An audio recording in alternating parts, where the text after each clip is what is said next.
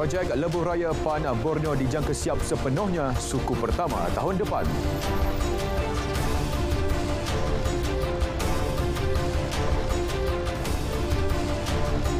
Pindaan perlembagaan larangan lompat parti demi kestabilan politik negara.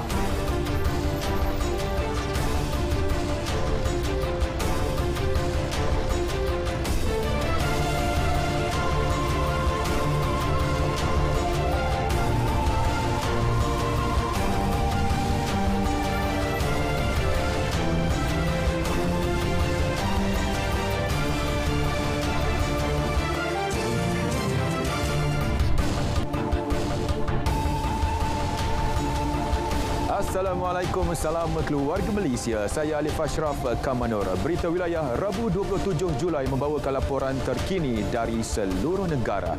Litar langsung dari Sarawak dan Sabah mengisi paparan petang ini. Terus setia sejam bersama Berita Wilayah.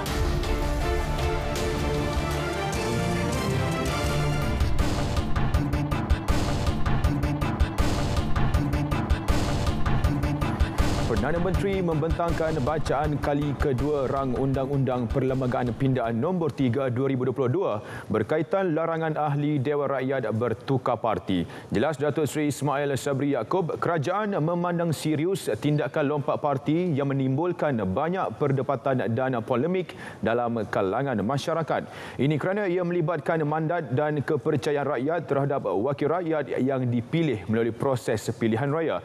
Justru pindaan tersebut perlu dilakukan bagi mengelak negara terus berdepan krisis politik yang tiada berkesudahan.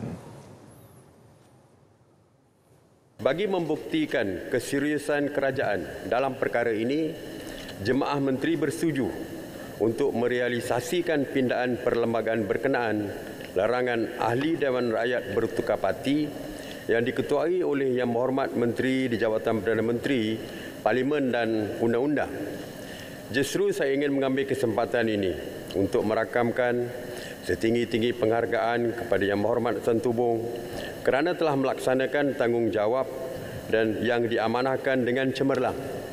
Sebanyak 12 sesi libat urus yang komprehensif dengan pihak-pihak berkepentingan telah diadakan seawal 23 November 2021 hingga 10 April 2022. Melibatkan kerjasama bahagian hal ehwal undang-undang, Jabatan Perdana Menteri dan Jabatan Peguam Negara.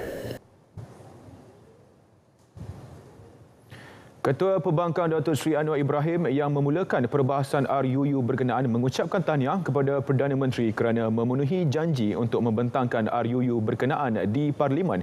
Ia selari kesepakatan dalam MOU Transformasi dan Kestabilan Politik yang dimeterai kerajaan dengan Pakatan Harapan.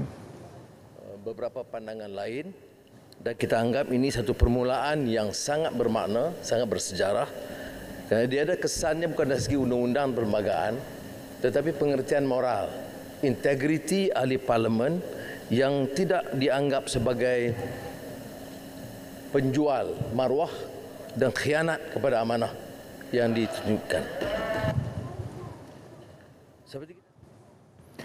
Baik, fasa 1 projek Lebuh Raya PAN Borneo dijangka siap sepenuhnya pada suku pertama tahun depan. Ia membabitkan laluan sepanjang 786 km dari Teluk Melano ke Miri. Setakat Mei lalu, pembinaannya mencapai kemajuan 84%. Bagi memastikan kelancaran dan kelangsungan pembinaan projek tersebut, pelbagai pelan integrasi pembangunan PAN Borneo dilaksana. Ia antara lain meliputi usaha menyelaras semula jadual pembinaan serta lanjutan tempoh pembinaan projek tersebut. Pakej Teluk Melano Keselamatan yang telah siap sepenuhnya pada 6 Januari 2019. Seksyen Julau bagi pakej kerja 07, Persimpangan Bintango ke Persimpangan Julau telah siap pada 28 Oktober 2021. Seksyen Sirian bagi pakej kerja 03 Bulatan Sirian ke Balai Ringin telah siap pada 4 Disember 2021. Dan seksyen Nyabau bagi pakej kerja 10 Simpan Nyabau ke Sungai Tanggap telah siap pada 26 Januari 2022. Bagi baik pulih kerosakan, penyelenggaraan akan dilaksanakan kontraktor yang telah dilantik di bawah seliaan Jabatan Kerja Raya Sarawak. Sementara penyelenggaraan projek yang akan tamat tempoh pula, kerajaan sedang meneliti beberapa kaedah dan model penyelenggaraan bersama agensi pusat.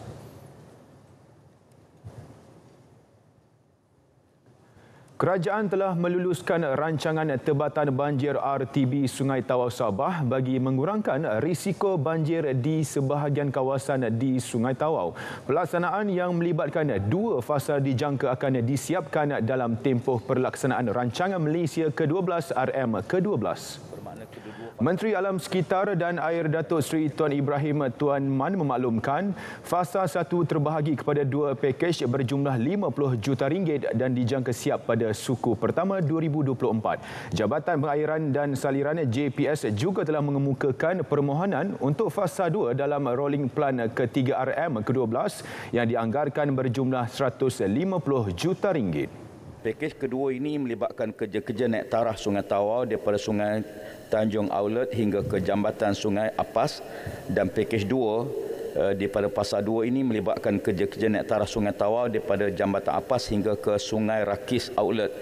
Fasa 2 ini kita jangka telah pun dipohon untuk RP ke-3 dalam rancangan ke-12. Bermakna kedua-dua fasa ini kita jangka dapat disiapkan dalam tempoh rancangan Malaysia ke-12. Beliau menjawab pertanyaan Wakil Tawau Datuk Liu Chin Jin di Parlimen.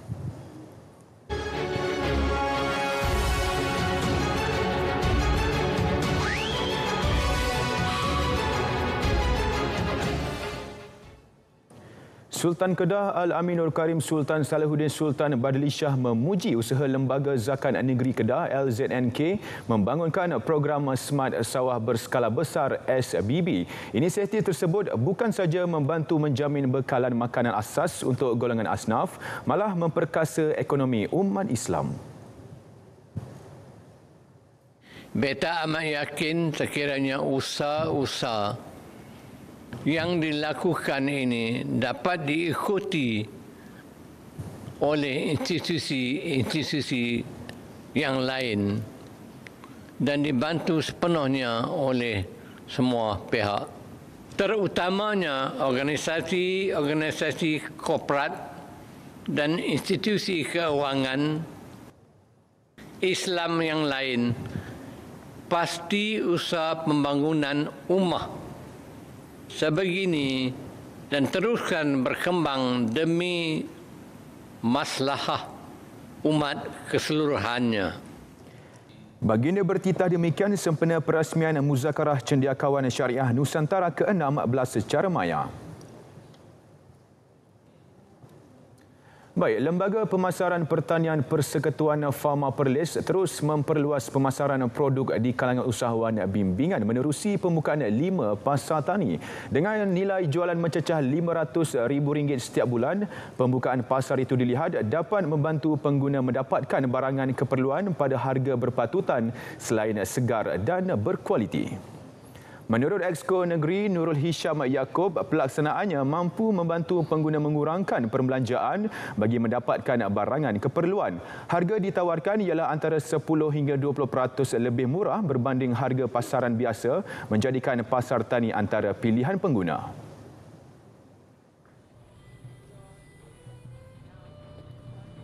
Harapan kita bahawa kita dapat membantulah, terutamanya golongan-golongan yang berpendapatan rendah, terutamanya rakyat Perlis.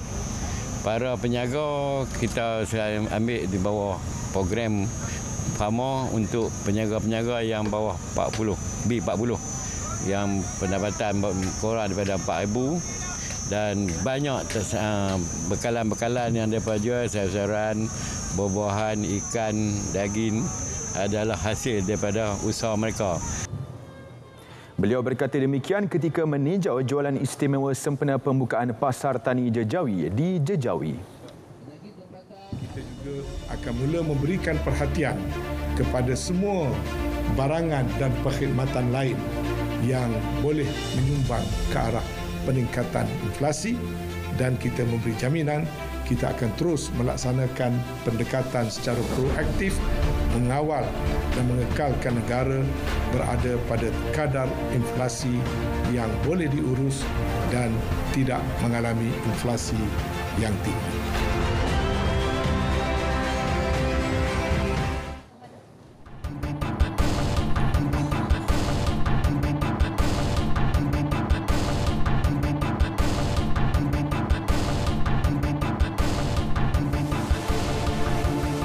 Baik saudara, gangguan bekalan elektrik yang berlaku sejak pukul 12.39 tengah hari tadi pulih sepenuhnya pada pukul 3.02 petang. Tenaga Nasional Berhad TNB mengesahkan hasil usaha berterusan pasukan teknikal, kebanyakan kawasan terjejas berjaya dipulihkan secara berperingkat dalam tempoh 20 hingga 40 minit.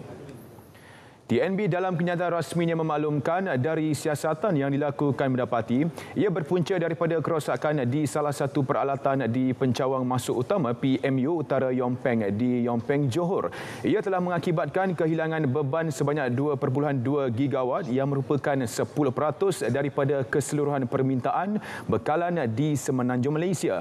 Antara kawasan-kawasan terlibat adalah Petaling Jaya, Ceras, Bangi, Banyan Lepas, Seberang Jaya, Pancor dan Bandar Indrama Kota.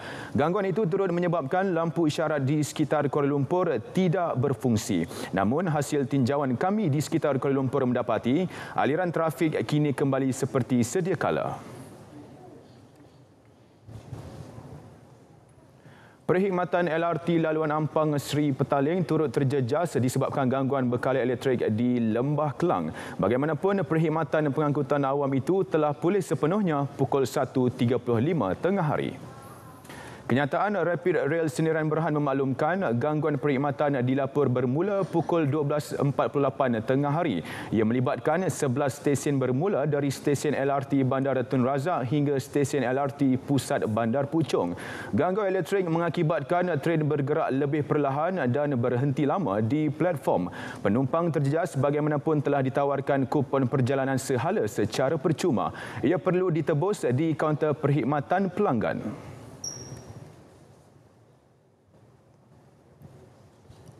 Saudara, dalam jawapan bertulis, MOF turut memaklumkan sejumlah 31,169 kes jenayah dalam talian direkodkan sejak tahun 2021 hingga 30 Jun lepas.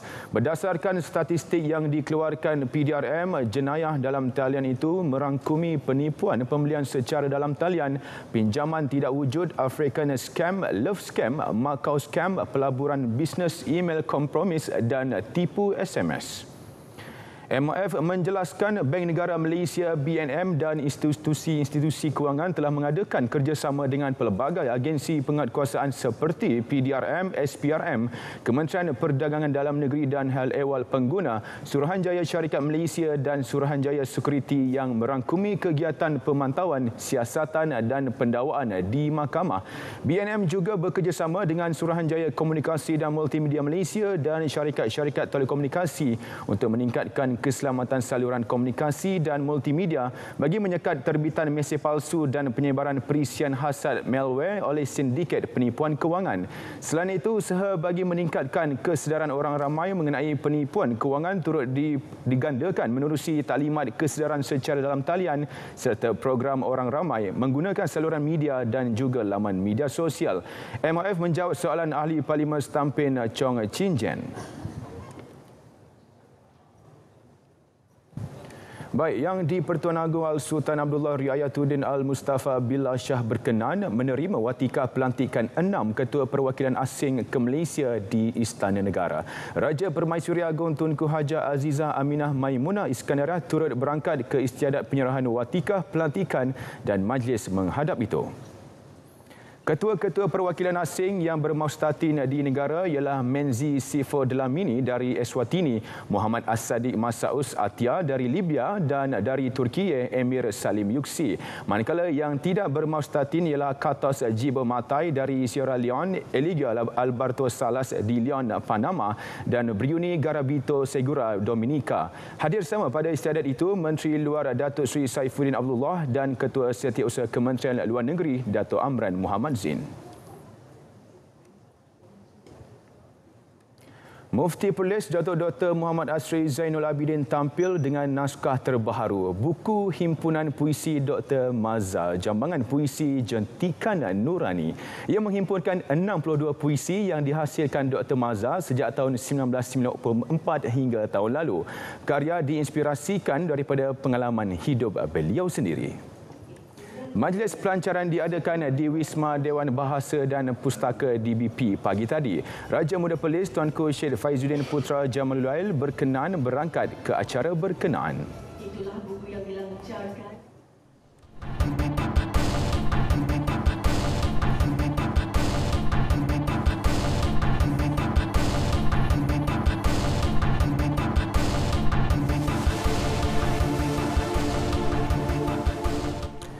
Baik saudara, antara perincian dari Sabah, PDRM menafi sebarang aktiviti berkaitan latihan waris kumpulan Sulu di Lahad Datu. Butirannya bersama Dia Sahlan di Kota Kinabalu. Silakan. Ya Alif, Polis Diraja Malaysia PDRM Sabah menafikan sebarang aktiviti mengenai latihan waris kumpulan Sulu di Lahad Datu. Menerusi siasatan tersebut turut tidak menemui sebarang penglibatan rakyat tempatan dalam aktiviti berkenaan. Jadi apa yang daripada siasatan yang dilakukan oleh pihak pasukan keselamatan yang mana tidak berlakunya, tidak wujudnya seperti apa yang didakwa lah, ya. Cuma apa yang berlaku, terdapat juga golong-golongan yang mengambil kesempatan menggunakan parti-parti ni untuk meraih apa sajalah janji-janji mereka lah kepada parti ini. Beliau berkata demikian bagi mengulas mengenai kenyataan yang dikeluarkan Setiausaha Agung Pertubuhan Kemanusiaan Masyarakat Antarabangsa Malaysia MHO Datuk Hishamuddin Hashim yang mendakwa terdapat waris kumpulan Sulu sedang aktif merekrut rakyat Sabah terutama mereka yang berada di Lahad Datu. Jelas Datuk Idris lagi isu tersebut hanya dimainkan segelintir pihak yang tidak bertanggungjawab sebagai agenda berkepentingan. Tegas beliau, ketenteraman dan keamanan di Sabah sentiasa terkawal. Datuk Idris turut menggesa masyarakat Sabah agar tidak membuat andaian sendiri dan memainkan isu sensasi terutama melibatkan isu keselamatan negara. Bagi isu keselamatan negara, sebarang kenyataan harus dikeluarkan oleh pihak keselamatan sendiri. Beliau berkata demikian kepada media selepas melakukan kunjungan hormat kepada Yang di-Pertuan Negeri Tun Dr. Johar Datuk Mahiruddin di Istana Seri Kinabalu. Baik, beralih ke daerah Keningau, satu majlis pengiktirafan Anugerah Kecemerlangan Pendidikan Sabah (AKSA) telah berlangsung anjuran kerajaan negeri. Tumpuan pengiktirafan adalah pelajar Kolej Vokasional KV Keningau. Alicia Asa merupakan antara calon 50 terbaik dunia bagi Anugerah Global Student Prize tahun 2022 dan Cikgu Al-Khalifah menewaskan 7,000 penyertaan guru dari 113 negara di seluruh dunia sekaligus dinobatkan sebagai pemenang Anugerah Guru Berdedikasi Cambridge 2022. Dengan bantuan ini, saya dapat meningkatkan juga semangat saya untuk terus berjuang, untuk terus membanggakan negara kita, khususnya negeri Sabah, dan juga membantu para masyarakat untuk terus mengembangkan teknologi pada masa kini. Terima kasih kepada Ketua Menteri Sabah kerana memberi kami berdua bantuan kecemerlangan pendidik dan juga bantuan kecemerlangan pelajar. Jadi bagi saya, bantuan ini akan menjadi pemangkin ataupun penambah semangat kepada dunia pendidikan, terutamanya kepada guru-guru dan juga kepada pelajar agar dapat lebih berusaha. Dan sesungguhnya bantuan yang diberikan ini dapat membantu lebih banyak lagi kepada sekolah, terutamanya dalam pentadbiran pengurusan aktiviti sekolah dan juga pengurusan aktiviti-aktiviti di bawah PIBG sekolah. Ini satu kebanggaan kita dan kita harus gilap mereka sehingga mereka lebih cemerlang lagi dan supaya kita iktiraf mereka agar anak-anak yang lain mengikut jejak langkah mereka untuk cemerlang dan menempah kejayaan di peringkat bukan saja kebangsaan tetapi peringkat antarabangsa. Antara bantuan disampaikan adalah bantuan Ihsan Sekolah Negeri Sabah 2022 Bisbah, bantuan aktiviti Persatuan Ibu Bapa dan Guru PIBG Bagus. Selain tabung zakat MUIS turut menyampaikan bantuan dana bulanan kepada KIR, Asnaf Fakir Miskin, Sekolah Menengah Agama Keningau dan Badan Dakwah Daerah Keningau. Manakala dua pelajar dari Universiti Malaysia Sabah UMS masing-masing menerima bantuan Ihsan komputer baik. Integriti perlu dijadikan budaya dan amalan setiap penjawat awam. Suruhanjaya Pencegahan Rasuah Malaysia SPRM Sabah juga terus bertekad bahawa nilai-nilai tersebut perlu disematkan melalui Majlis Ikrar Bebas Rasuah IBR. Jabatan Tanah dan Ukur merupakan satu jabatan yang cukup penting kepada Sabah kerana ia melibatkan penjagaan tanah ataupun penjagaan alam sekitar dan sebagainya. Jadi cukup penting. Dia juga dalam memastikan rakyat Sabah menikmati segala keistimewaan yang mereka ada. Jadi kalau kita pejabat Tanah dan Ukur tidak mempunyai integriti, maka ia boleh diseleweng ataupun disalahgunakan pada orang-orang yang tidak sepatutnya memperolehi tanah dan sebagainya. Saya harapkan supaya pegawai kaki tangan saya terus mengambil titik berat tentang apa yang mereka ikrarkan. Bukan hanya dalam hari ini membaca dalam kertas sahaja, tetapi betul-betul mengamalkan, mempraktikkan apa yang mereka telah ikrarkan. Seramai 1,400 pelajar lebih kaki tangan Jabatan Tanah dan Ukur JTU Negeri Sabah diketuai Timbalan Pengarahnya Awang Fauzi Awang Tahir dengan melafazkan ikrar bebas rasuah IBR tersebut.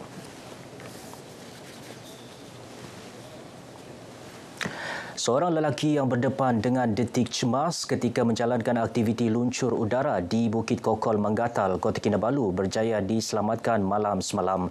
Beliau berjaya dibawa turun dari pokok setinggi 30 meter setelah 10 jam dalam keadaan tersangkut, manakala pihak penyelamat terpaksa berjalan kaki sejauh 2 kilometer untuk kerja-kerja penyelamatan. Pengarah Bahagian Operasi Negeri PPON Misran Bisara menerusi kenyataannya di Ibu Negeri memberitahu kejadian berlaku sekitar pukul 12.30 hari manakala mangsa berjaya diturunkan sekitar pukul 10.13 malam semalam. Kerja-kerja menyelamat turut menggunakan bantuan daripada Klub Drone di Bayu.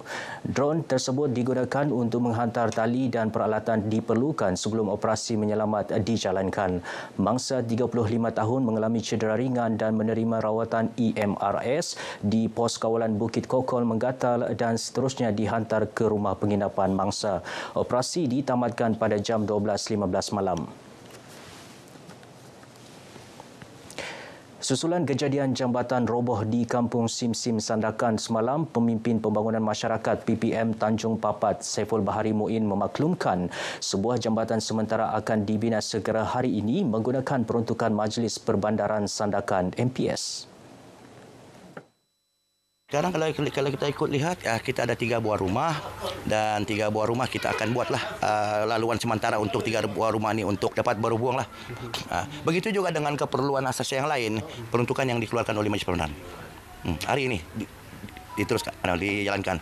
Alhamdulillah lah, kalau keputusan daripada PPM dan juga timbalan Presiden MPS yang mengumumkan akan membuatlah jabatan sementara untuk 3 buah rumah ini. Kami sangat berterima kasih kepada Ketua Kampung dan PPM Tanjung Papat dan juga kepada Majelis Perbandaran Sandakan. Harap jabatan baru ini dapat bertahanlah untuk masa yang lama. Jabatan Air dan Sabah Elektrisiti Sdn Bhd SESB turut membantu menyelesaikan masalah penduduk dengan segera dengan membaiki paip patah dan tiang elektrik tumbang akibat jambatan roboh berkenaan. Kejadian pukul 5.50 pagi semalam itu bagaimanapun tidak membabitkan kecederaan dan kemalangan jiwa. Baik, sekian paparan dari Negeri di Bawah Bayu. Untuk lebih banyak perkembangan semasa di tanah air, terus sahaja bersama Alif di Angkasa Puri. Silakan Alif. Ya, baik. Terima kasih dia. Baik, sedikit perkembangan melibatkan pasukan Sabah FC dalam saingan Liga Super. Skad Kuandalian Dato' Hakim Sui ini membangkit daripada ketinggalan untuk menewaskan Petaling Jaya PJ City 2-1 di Stadium Majlis Bandaraya Petaling Jaya MBPJ. Pada pertemuan itu, Sabah yang turun tanpa beberapa tonggak utama menerima tentangan sengit pasukan tuan rumah terutama di separuh masa pertama yang menyaksikan PJ City mendahului 1-0 hasil tandukan penyerang Darren Lock pada minit ke-34. Bagaimanapun rentang itu gagal diteruskan PJ City di babak kedua apabila anak buah Dato' Kim Sui tampil lebih garang. Hasilnya, pemain import dari Jepun Taiki Kagayama berjaya merembat masuk bola bagi menyamakan kedudukan pada minit ke-84. Tindakan beliau membawa masuk Irfan Fazail juga berhasil apabila dia berjaya menambah gol kedua buat pelawat pada minit ke-75 sekaligus menjadi gol kemenangan Sabah. Pemain yang diturunkan terutamanya muka baru dalam kesebelasan utama memberikan satu persembahan yang cukup baik. Bagi saya, mereka membuktikan walaupun tidak bermain begitu lama tetapi mempunyai kesungguhan. Jadi sikap ataupun mentaliti yang ini yang kita perlukan untuk setiap pemain yang berada dalam pasukan Sabah FC yang mempunyai kepercayaan di mana mereka boleh melakukan dengan lebih baik. Jadi hari ini terbukti dengan kesungguhan serta mengikut apa perancangan kita berjaya walaupun tanpa beberapa tonggak. Kemenangan itu menyaksikan Sabah terus mengejar pendahulu Johor Darul Ta'zim JDT dengan mengumpul 28 mata, hanya ketinggalan 1 mata di belakang. Baik saudara, sebelum ke berita seterusnya, kita ikuti laporan cuaca semasa oleh Met Malaysia bersama pegawainya Wan Muhammad Hafiz Wan Husin. Silakan. Baik, Assalamualaikum dan salam sejahtera. Laporan cuaca pada petang ini terus dengan paparan Gemar Radar bagi melihat keadaan cuaca semasa apa yang berlaku pada ketika ini.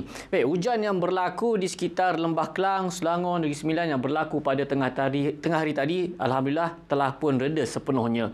Dan seperti diramalkan, hujan beserta rebut petir kini sedang berlaku di sekitar utara dan juga di bahagian pedalaman Semenanjung Malaysia melibatkan di negeri Kedah, Pulau Pinang, Perak dan juga di negeri Pahang. Baik, selari dengan angin tiupan daripada arah selatan dan juga barat daya, hujan yang berlaku ini akan terus bergerak perlahan menghala ke arah timur. Jadi pada lewat petang dan juga awal malam kita jangkakan di negeri Kelantan, Terengganu dan juga timur di negeri Pahang akan terus mengalami hujan beserta ribut petir. Dan alhamdulillah bagi negeri-negeri lain seperti di Selangor, Kuala Lumpur, Negeri Sembilan, Melaka serta di bahagian barat di negeri Johor buat masa kini dalam keadaan yang agak mendung dan tiada hujan pada ketika ini. Baik, kita akan teruskan dengan di paparan Gemar Radar bagi melihat keadaan cuaca di negeri Sabah. Di negeri Sabah pada ketika ini, hujan beserta rebut petir ini sedang berlaku melibatkan di bahagian pantai barat, di bahagian pedalaman serta keadaan yang mendung berlaku di wilayah Persekutuan Labuan. InsyaAllah hujan yang berlaku ini akan beransur-ansur reda tidak lama lagi. Di negeri Sarawak juga keadaan cuaca hujan di satu tempat juga berlaku pada ketika ini melibatkan di bahagian Limbang dan juga di bahagian Kapit. Baik, bagi bahagian-bahagian lain di bahagian barat, tengah dan juga di bahagian Sandakan dan juga Tawau di negeri Sabah, alhamdulillah buat masa kini tiada hujan berlaku dan kita jangkakan akan berterusan sehingga ke malam nanti. Dan bagi anda untuk mendapatkan informasi yang lebih terkini, anda boleh layari laman sesawang kami di www.met.gov.my ataupun boleh muat turun aplikasi My Cuaca ataupun My Gempa ataupun terus ke media sosial kami iaitu di Facebook, Instagram, Twitter dan juga YouTube. Baiklah, sebelum bisa kita lihat ramalan cuaca bagi bandar-bandar utama di seluruh Malaysia. Saya Wan Hafiz. Assalamualaikum dan salam sejahtera.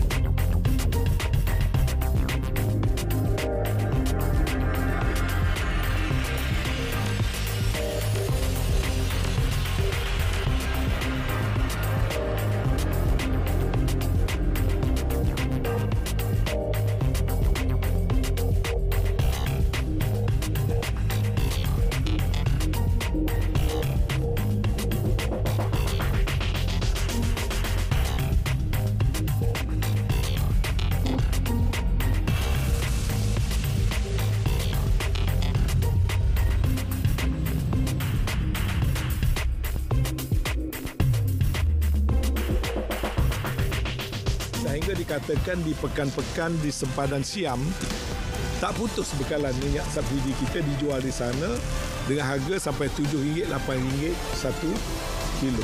Dan dijual berkatun-katun dalam box. Artinya bukan penyelundup kecil. Kalau dia datang dalam bentuk box yang belum buka lagi, artinya dia datang direct daripada kilang-kilang yang membuat packaging. Kita juga sudah membuat penyiasatan dan mendapati ada keterlibatan pihak-pihak tertentu.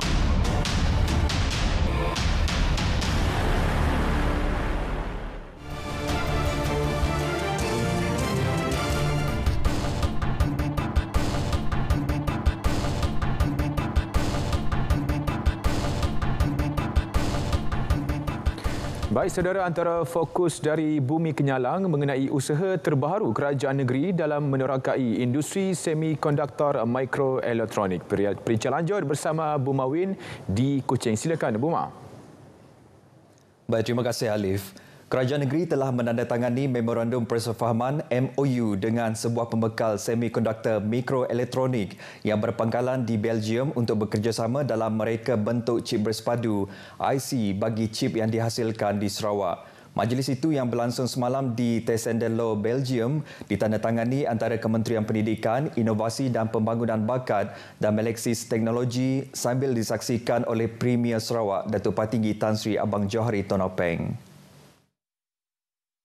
Premier dalam ucapan ringkasnya memberitahu kerjasama itu penting dan merupakan langkah terbaik bagi membolehkan Sarawak mendapat manfaat daripada pembangunan reka bentuk chip yang berkemungkinan akan berasal dari Sarawak pada masa hadapan. Ujar Datuk Patinggi Tan Sri Abang Johari lagi, pembangunan bakat juga penting dalam memupuk iklim penyelidikan dan pembangunan R&D yang mantap dalam teknologi reka bentuk chip di Sarawak. Memandangkan Sarawak, khususnya Kuching, beralih ke arah pembangunan sistem transit aliran autonomi ART yang dikuasakan oleh hidrogen, R&D sudah pasti akan menjadi ciri utama pengangkutan awam baru itu. Mengenai MOU itu, sebagai pereka chip dan pembekal penyelesaian, Meleksis Teknologi telah menjadi sebahagian daripada pengasas chip XFAB sedia ada di zon perindustrian bebas Samajaya yang menghasilkan chip untuk digunakan dalam pelbagai aplikasi termasuk kereta. MOU itu merangkumi kerjasama dalam reka bentuk chip dan pembangunan bakat separa konduktor di Sarawak sebagai sebahagian daripada program inovasi dan pembangunan bakat negeri. Datuk Patinggi Tan Sri Abang Johari kini dalam rangka lawatan kerja selama seminggu di Eropah dan United Kingdom. Turut serta dalam lawatan itu, Timbalan Premier Datuk Amar Awang Tengah Ali Hassan, Menteri Pendidikan, Inovasi dan Pembangunan Bakat Datuk Roland Sagawiin serta timbalannya Datuk Francis Hardin dan Dr. Anwar Rabai. Sarawak juga dijangka bakal menandatangani satu lagi MOU berkaitan cadangan pembangunan pelabuhan baru di Kuching. Penggunaan sumber tenaga hijau dalam industri otomotif, kerajaan harus mengorak langkah serius. Timbalan Menteri Tenaga dan Kelestarian Alam Sekitar, Dr. Hazlan Abang Hibni berkata, ini termasuk memperkenal dasar tenaga hijau lebih efektif dalam industri itu dan menggalakkan pembangunannya. Dengan adanya komitmen kerajaan dalam penggunaan kenderaan elektrik sel bahan api FCEV, beliau yakin negara mampu berdepan dengan perubahan iklim selain penyusutan sumber fosil dunia kini. That the government must do something. The government mesti buat sesuatu untuk menggalakkan penggunaan electric vehicle. Jadi contohnya saya cakap dekat Norway, bila kita pergi Norway, 75% of kereta di Norway adalah electric vehicle. 75%. And they could do it in 4 years. Bercakap kepada pemberita selepas Majlis Perasmian Persidangan Tenaga Bersih Antarabangsa ICCE 2022 di Pusat Konvensyen Borneo Kuching, jelasnya lagi Sarawak kini berada pada landasan yang tepat ke arah pembangunan kuasa masa depan itu. Dedahnya lagi, sebuah syarikat otomotif Australia bercadang membuka kilang pemasangan kenderaan hidrogen di Kuching. Tanpa mendedahkan lanjut tentang pelan itu, beliau percaya dengan adanya industri itu di Kuching yang akan memberi peluang rakyat untuk memiliki FCEV dengan harga lebih rendah. Persidangan ICCE yang dihadiri lebih 100 peserta itu melibatkan penggiat industri, pengubal undang-undang dan golongan pengkaji daripada institusi pengajian tinggi. Jawatan Kuasa Pengurusan Surau dan Masjid di negeri ini disaran untuk menganjurkan majlis tilawah Al-Quran sekurang-kurangnya sekali dalam setahun sebagai usaha menggalakkan penyertaan golongan belia dalam program keagamaan tersebut. Timbalan Menteri Utiliti dan Telekomunikasi Dato' Dr. Abdul Rahman Junaidi memberitahu langkah ini penting bagi memastikan golongan belia memahami Al-Quran sebagai panduan dan amalan kehidupan seharian. Jelas Datuk Dr. Abdul Rahman Junaidi, ia juga dapat membina benteng ketahanan dalaman golongan itu daripada terlibat dengan gejala tidak sihat serta cabaran globalisasi dan teknologi moden. Tambahnya, penganjuran program seumpama itu juga akan dapat melahirkan kari dan kariah yang baharu untuk mewakili negeri ini ke peringkat global. Datuk Dr. Abdul Rahman berkata demikian pada Majlis Penangguhan Tilawah Al-Quran peringkat bahagian Kuching malam tadi. Gejala buli yang berlaku di sekolah perlu ditangani secara bersama dengan melibatkan pelbagai pihak. Timbalan Pengarah Sektor Pembangunan Murid Jabatan Pendidikan Negeri Sarawak, Zamzaitul Akmal Hisham Ahmad berkata, ia menuntut kerjasama bersepadu antara pihak sekolah, jabatan dan agensi kerajaan, ibu bapa serta keseluruhan komuniti.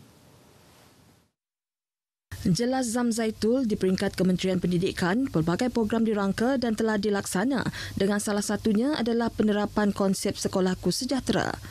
Ia bertujuan mewujudkan suasana sekolah yang selamat, aman, bersifat membina dan inklusif ke arah kesejahteraan masyarakat.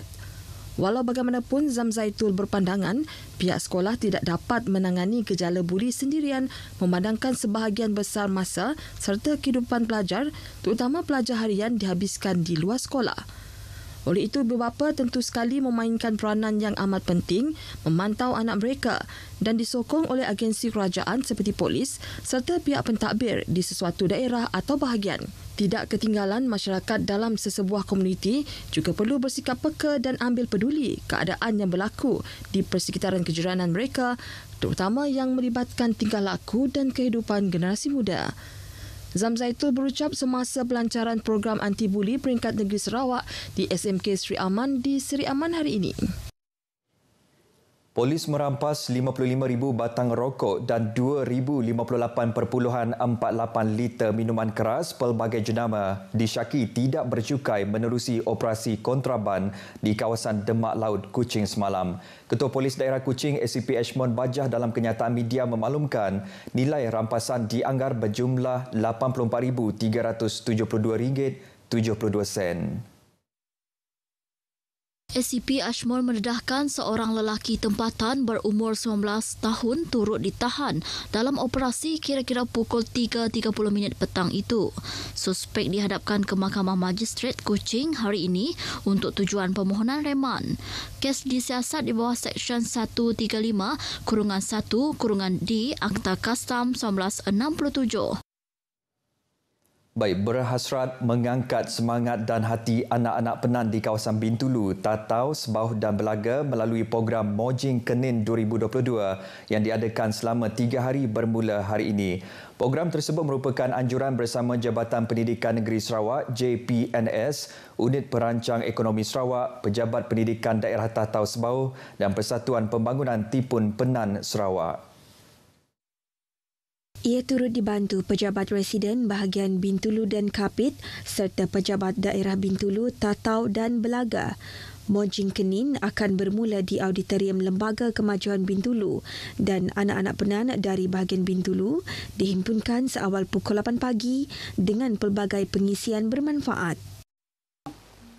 Maya paginya program bakal program motivasi akan diberi dengan biak Penan di bahagian Bintulu terlebih dahulu keterubahyalah untuk bahagian Bintulu yang ngagai 3 buah daerah bahagian Bintulu, Tatau, Sebauh dengan Bintulu lah. Anak-anak Penannya akan digumpul ba Auditorium Bintulu pagi pergilah sampai ke Lemai. Sehari ajaannya? Oh, sehari, tapi program tu Mojing Kenin tu ukai untuk program one off tapi secara berterusan hari pendidikan lah.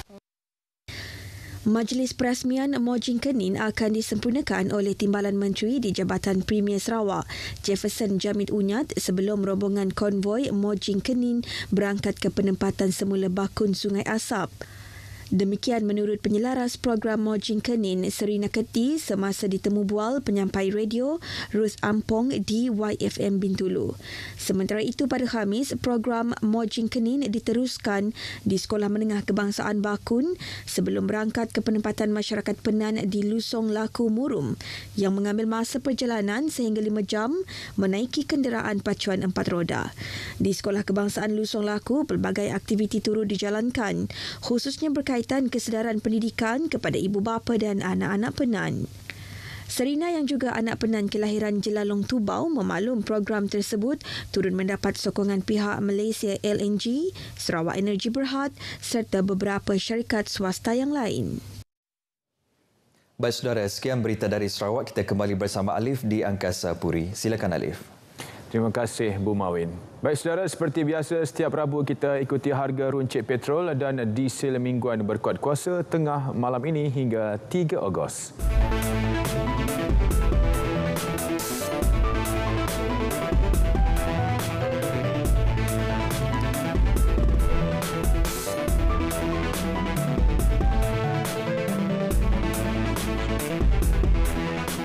Proses nak upgrade mutu perkhidmatan ini tidak boleh menjadi sehala. Dia harus dua hala, yakni kita perlu mendapat feedback daripada pengguna dan feedback itu mesti datang dengan cepat supaya tindak balas untuk melakukan upgrading juga cepat. Lalu kita melancarkan jendela map. Melalui jendela map, rakyat dan masyarakat yang mempunyai aduan tentang pengalaman mereka berhubung dengan konektiviti dalam kawasan mereka boleh memasukkan data-data secara online dan dengan cara demikian MCMC ataupun Suruhanjaya Komunikasi dan Multimedia akan membuat pemantauan kerana kita perlu pula berhubung dengan syarikat-syarikat telco yang menyediakan perkhidmatan untuk turun ke lapangan memperbaiki mutu perkhidmatan di mana kita mendapat crowdsourcing information tadi. Jadi proses ini saya perlu rakyatkan, masyarakatkan supaya semua orang faham rancangan yang dijalankan.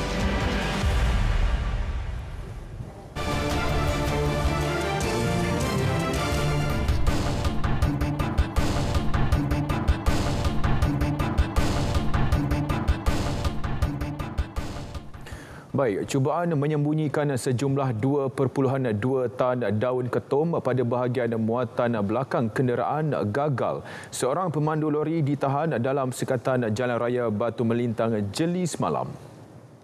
Menurut pemangku Ketua Polis Kelantan, Dato' Muhammad Zaki Harun, lelaki berusia 39 tahun yang bertindak sebagai transporter itu dicekup kira-kira pukul 10 pagi ketika dalam perjalanan dari Baling Kedah.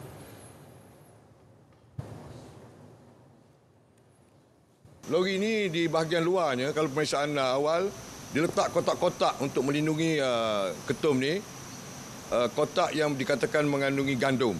Tetapi mengikut pengakuan awal, ini merupakan kali kedua dia membawa daun ketum ke Kelantan dari Kedah. Bercakap pada sidang media, beliau berkata siasatan awal mendapati suspek menerima upah sebanyak RM1,000 untuk satu perjalanan. Ujian saringan air kencing mendapati suspek negatif dadah dan tidak mempunyai sebarang rekod jenayah lampau. Kes disiasat mengikut Seksyen 30-3 Akta Racun 1952. Sementara itu, susulan video kejadian sebuah kenderaan pengiring polis mengiringi 2 buah trak tunda dan sebuah speak-up memotong di garisan berkembar yang tular di media sosial sejak semalam, Dato' Muhammad Zaki memaklumkan kenderaan tersebut mempunyai pergerakan dan arahan sah. Menurut beliau, kenderaan pengiring tersebut telah memberi amaran atau peringatan secukupnya dengan menyembunyikan siren dan lampu kecemasan kepada pengguna jalan raya lain. Jelas beliau, kereta pengiring berkenaan menjalankan tugas mengatur dan mengawal mengikut Seksyen 21 Akta Polis 1967 iaitu tugas di jalan awam.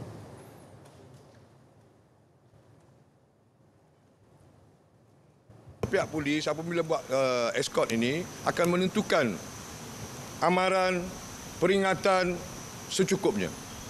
Dengan bunyi siren, dengan lampu kecemasan. Ini bermakna pengguna-pengguna jalan raya yang lain mesti memberi kerjasama sama ada memperlahankan kenderaan, memberi laluan atau terpaksa menghentikan kenderaan untuk mengelakkan sesuatu yang berlaku. Kerana dalam eskort ini, dia ada peraturan. Eskort tidak boleh berhenti semandang-mandangnya. Beliau berkata demikian pada sidang media di Ibu Pejabat Polis Kontijen IPK Kelantan, Kota Baru. Mengulas lanjut, Dato' Muhammad Zaki berkata, mungkin berlaku kekeliruan dalam kalangan orang ramai mengenai perkara itu dan berharap pengguna jalan raya sentiasa memberi kerjasama apabila berdepan dengan kenderaan pengiring polis di jalan raya. Baik, Majlis Agama Islam dan Adat Melayu Terengganu Maidam menjangkakan berlaku peningkatan bilangan asnaf fakir dan miskin dalam kalangan rakyat negeri itu tahun hadapan.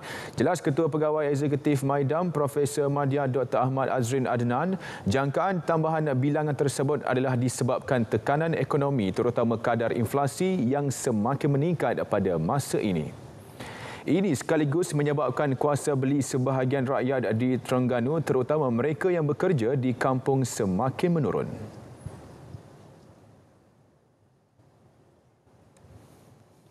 Setakat hari ini pun daripada 2.4 naik 2.8, lepas tu naik lagi pada 3.4%. Jadi peningkatan kadar inflasi ni dia menyebabkan kuasa beli pengguna tu jadi makin kecil. Terutamanya untuk kumpulan asnaf ni lah. Jadi sebab itulah kita ambil keputusan untuk kita bagi bantuan one off, dan saya rasa bantuan ini yang paling tinggi lah. Setakat sebelum ni kita hanya bagi setakat RM700 yang paling tinggi. Beliau berkata demikian selepas mengadakan ziarah dan menyantuni keluarga di 5 kediaman yang menjadi mangsa ribut pada bulan Jun lalu di Kampung Bukit Kolam Ajil, Hulu, Terengganu. Seorang maut manakala 6 lagi cedera dalam kemalangan di kilometer 5 Jalan Gaung, Kuala Pingteris, Selekoh, Kampung Tajin, Hulu, Terengganu. Insiden melibatkan sebuah kenderaan pelbagai guna MPV dan sebuah kereta. Mangsa maut dikenali sebagai Muhammad Ruzaini Daraman, 55 tahun. Dalam kejadian tersebut, kereta mangsa yang membawa 2 penumpang dari arah Kuala Berang menghala ke Kampung Kuala Jeneris dikatakan masuk ke laluan bertentangan yang digunakan MPV berkenaan dan menyebabkan berlakunya pertembungan. Mangsa yang maut dibawa ke unit forensik di Hospital Hulu Terengganu untuk bedah siasat. Manakala 6 lagi cedera berusia antara 6 hingga 79 tahun dirawat di Hospital Hulu Terengganu. Ketua Polis Daerah Hulu Terengganu, Superintendent Muhammad Adli Mat Daud ketika dihubungi mengesahkan kejadian.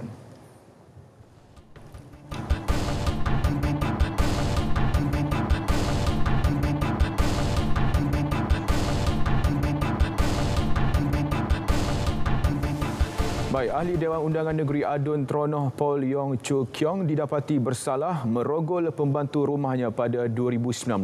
Dia dihukum penjara 13 tahun dan 2 sebatan. Hakim Mahkamah Tinggi Ipoh Dato' Abdul Wahab Muhammad membuat keputusan itu selepas mendapati pihak pembelaan gagal menimbulkan keraguan munasabah di akhir kes pembelaan. Bagaimanapun, mahkamah membenarkan permohonan penangguhan pelaksanaan hukuman itu sementara rayuan difailkan di Mahkamah Rayuan. Mahkamah kemudian membenarkan Yong diikat jamin RM30,000 dengan seorang penjamin sementara dokumen perjalanannya perlu diserah kepada mahkamah.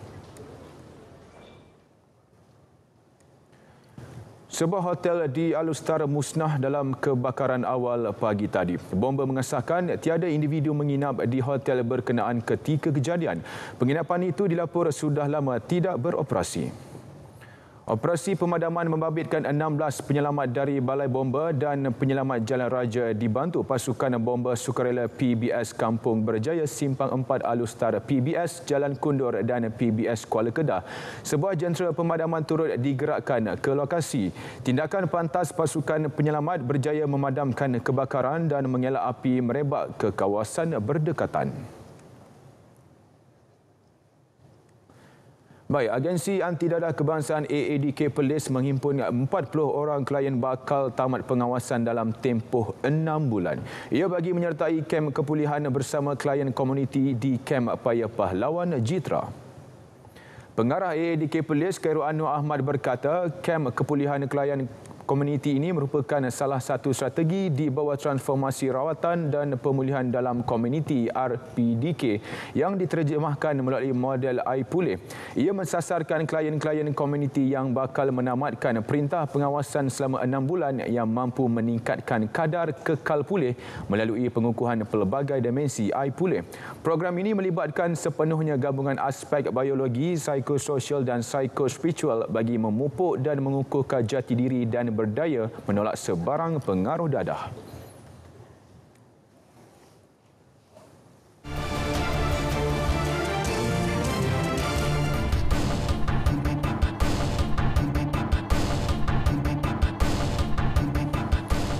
Baik saudara, zakat berjumlah RM297.14 juta telah diagihkan kepada golongan asnaf berkelayakan dalam tempoh Januari 2022 sehingga 31 Mei lalu. Ia menerusi pelbagai skim bantuan yang ditawarkan Majlis Agama Islam Wilayah Persekutuan Maui. Menurut Menteri di Jabatan Perdana Menteri Hal Ehwal Agama Datuk Idris Ahmad, setiap bulan sebanyak 30,200 ketua keluarga di 3 wilayah persekutuan telah dibantu. Mereka menerima bantuan tetap antara RM500 ke RM1,000 setiap bulan. Bantuan yang kita berikan banyak, banyak bantuan, 30 skim sebenarnya. Bantuan kesihatan, bantuan bulanan, bantuan makanan. Untuk IPTA untuk bulan 6 ni kita akan dah mula untuk program kepada IPTA, kepada sekolah. Kemudian kita ada pula gerobok rezeki di sekolah sekolah agama di masjid. Itu antara benda-benda yang kita berikanlah kepada bantuan rakyat. Begitu juga dengan bantuan makanan ready eat yang kita berikan dengan lebih kurang ada RM8, RM9 untuk kita berikan di IPTA dan juga kepada asnaf-asnaf di seluruh wilayah persekutuan dan juga di Putrajaya serta Labuan Tanah.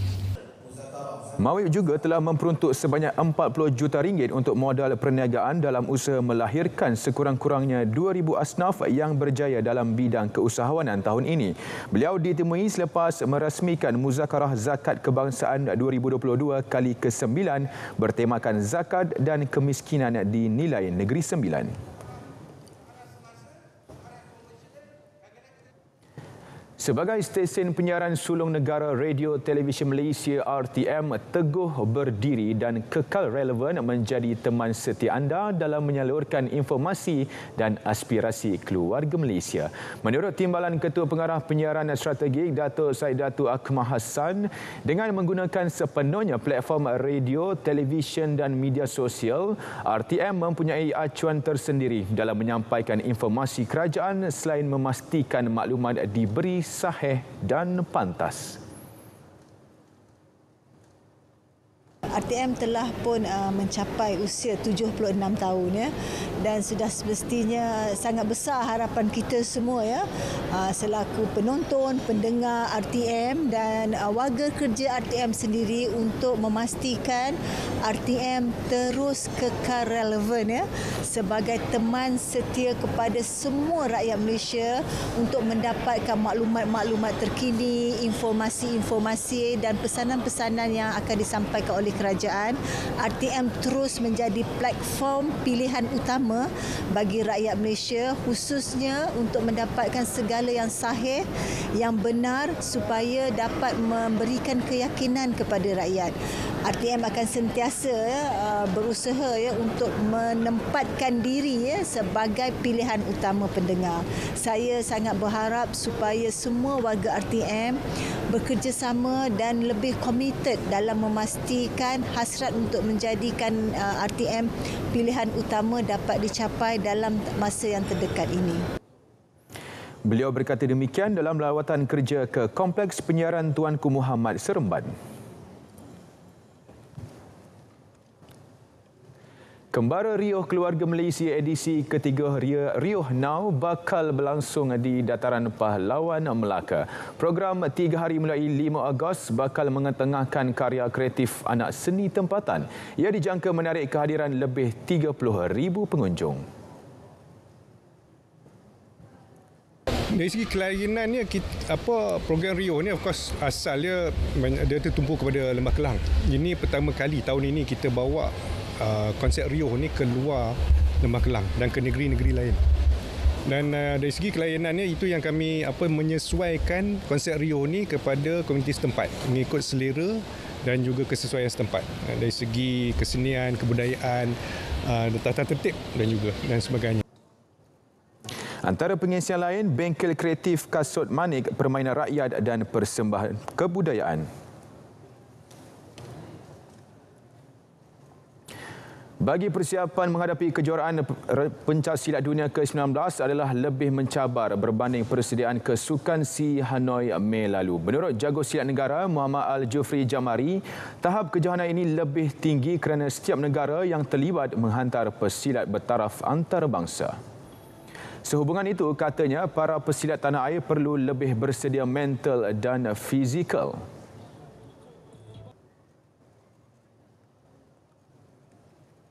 Jadi untuk world ni dah tentu daripada negara-negara yang kuat semua yang datang daripada Central Asia, daripada bla-bla Europe, jadi daripada India, Pakistan, Jepun pun ada. Saya mengharapkan supaya saya kekal fokus dan juga tidak pandang remeh pada pihak lawan. Bagi wakil dari Amerika Syarikat, Kyle Keane, pasukannya berharap untuk menambah pengalaman selain meningkatkan mutu persembahan mereka.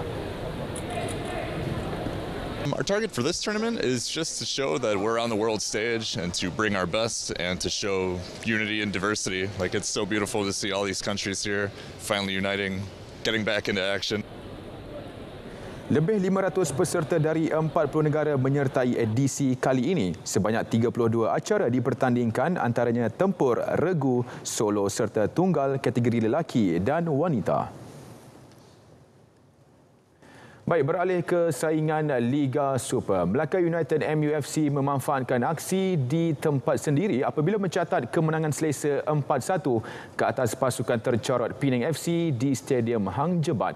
Ini adalah kemenangan keempat yang direkodkan MUFC dalam saingan Liga musim ini. MUFC memimpin perlawanan seawal minit keempat menerusi pemain import Emmanuel Ott sebelum Adriano Nakizo menggandakan jaringan minit ke-36. Penang FC cuba bangkit mencari gol penyamaan, namun penjaga gol sang kancil Ahmad Ashraf Omar cemerlang menyelamatkan gawang pasukannya. Bersambung babak kedua, Penang semakin tertekan selepas dua lagi pemain import Melaka Ifadayo Olusegun dan Justin Bass masing-masing meledak gol ketiga dan keempat pada minit ke-58 dan ke-60. Skuad Harimau Kumbang itu bagaimanapun berjaya memperoleh gol sagu hati yang disumbangkan Lucas Silva pada minit ke-86.